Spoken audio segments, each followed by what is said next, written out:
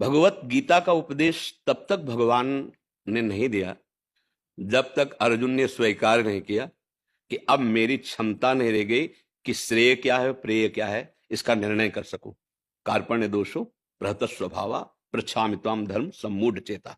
अब मेरी बुद्धि निर्णय नहीं कर पा रही है कि मेरा परम श्रेय कल्याण क्या है। मैं मूढ़ चित्त हो रहा हूं। इस पर भी भगवान नहीं बोले। आखिर शिष्यस्ते हम, मैं आपका शिष्य हूं। अब जो हमारा आपका सखा भाव था वो वहीं तक। हे गुरुदेव, मैं आपका शिष्य हूं, मैं निर्णय करने लायक नहीं हूं। फिर भी भगवान चुप ही रहे। फिर जब प्रपन्नम का हे, अब आपका ही आश्रय है, बस आपकी ही शरण में है।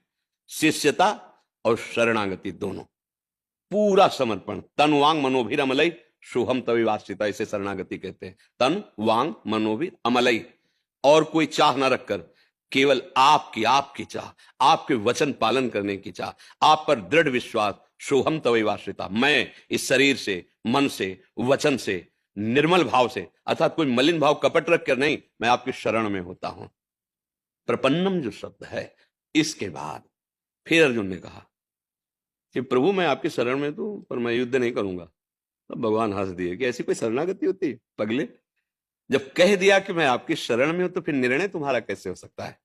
फिर निर्णय तो मेरा होगा, स्वीकृति तुम्हारी होगी। तुमने पहले ही अस्वीकार कर दिया, ये कोई शरणागति है। इसीलिए बेहस करके भगवान प्रारंभ किए गीता। तो हमें बात समझनी है कि हमारे अंदर रंग तब चढ़ेगा पहले आश्रय।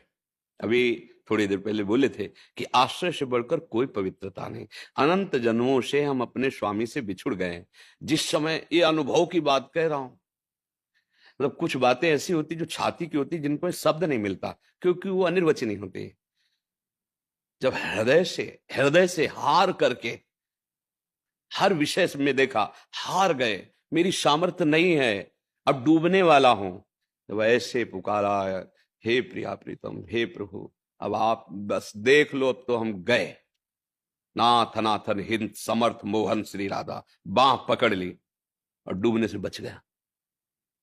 अगर समझ पाओ तो बस इतनी बात। इनके आश्रय, गोस्वामी जी ऐसे नहीं बोल रहे, बिगड़ी जन्म अनेक की अबही साधन बोले हो ही राम को।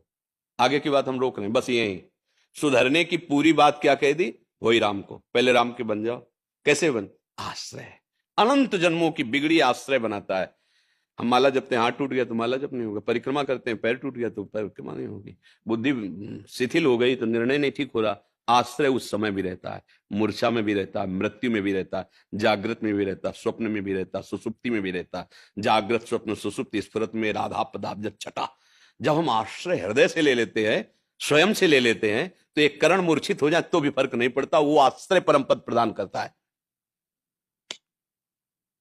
बाली जी से भगवान की जो वार्ता हुई उसमें बड़ा सूक्ष्म प्रसंग था। क्यों मारा? हम दोनों भाई हैं, सगे भाई, दोनों के आचरण बराबर मिलेंगे, कम नहीं होंगे। जैसा मैं वैसा मेरा भाई सुग्रीव, क्योंकि प्रभु हम जानते हैं कभी माला नहीं चलाया इसने। हम तो संध्याद भी करते रहे, बड़ा उद्दंड रहा है।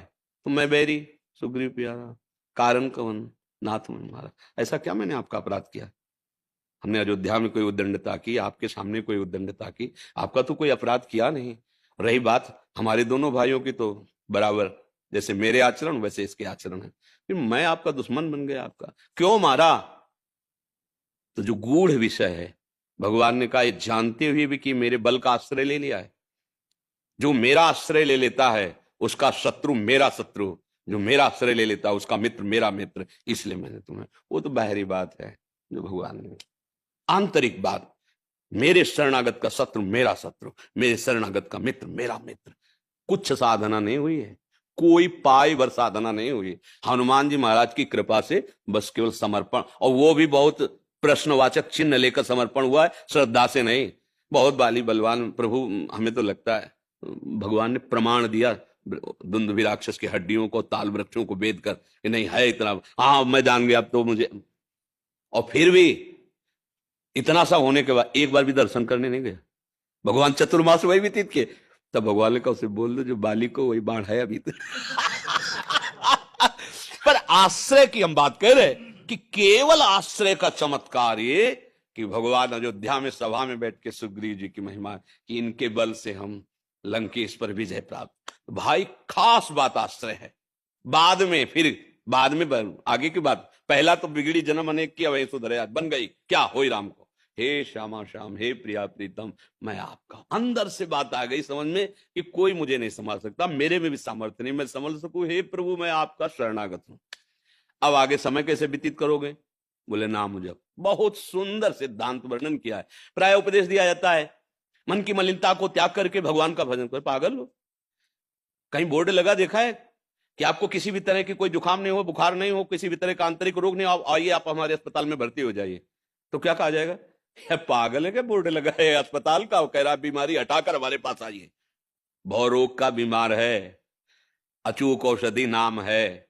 अब आप कह रहे हो कि ऐसे ऐसे त्यागो फिर नाम जप करो तब आनंद, नहीं, जैसे हो ऐसे नाम जप करो सब त्यगवा देगा। यही औषधि तो काम करेगी, यही बल तो आपको देगा। इसीलिए गोस्वामी जी ने बाद में लिखा है तज कुसुमाज, लिखा है होई राम को नाम जप तुलसी तज कुसुमा, क्योंकि नाम जप से ही आपके अंदर वो बल आएगा जिससे आप कुमार्गगामी प्रवृत्तियों पर शासन कर सकोगे। और नाम जप तभी होगा जब आप अपने को असमर्थ मानकर, अपने को अशरण मान करके प्रभु की शरण में हो जाओ। प्रभु के शरण होकर उनका नाम जप करते हुए असत वृत्तियों का दमन कर दो, अभी आनंद की अनुभूति हो जाएगी। अब मानना पड़ेगा। अब हम कह दे कि 4 दिन भजन चलता है फिर छूट जाता है, तो कच्चा अभ्यास है, हमें हारना थोड़ी है। हम जितने समय छूट गया फिर पकड़ लिया। हम अभ्यास करते करते इस स्थिति को प्राप्त करेंगे। अभ्यास योग युक्तेन चेतसा नान्य गामिना, अन्य जगह जा ही ना पावे, हो गया भगवत साक्षात्कार। पूर्ण लक्ष्य अगर हम ठान लें कि एक क्षण भी भगवान को नहीं भूलेंगे, तो हमारे लिए ही सारी स्थितियां भगवान के लिए नहीं है। भगवान तो स्थिति प्रदान करने वाले, किनको, अपने लोगों को। जितनी ऊंची भूमिकाएं ज्ञान की भक्ति को सब अपने लिए हैं। हम समर्पण करें, हम निरंतर प्रयासरत रहे, तो ये असंभव नहीं है, ये संभव है। असंभव है माया भोगों में सुख प्राप्त करना, असंभव। जब से सृष्टि हुई तब से लगे आज तक हाथ कुछ नहीं लगा। असंभव है माया को प्राप्त करना, भगवान को प्राप्त कर ला ले, क्योंकि वो है को प्राप्त करना संभव नहीं। समझ में आया? आज तक किसी को मिली? अनंत जन्म व्यतीत हो गया, असंभव।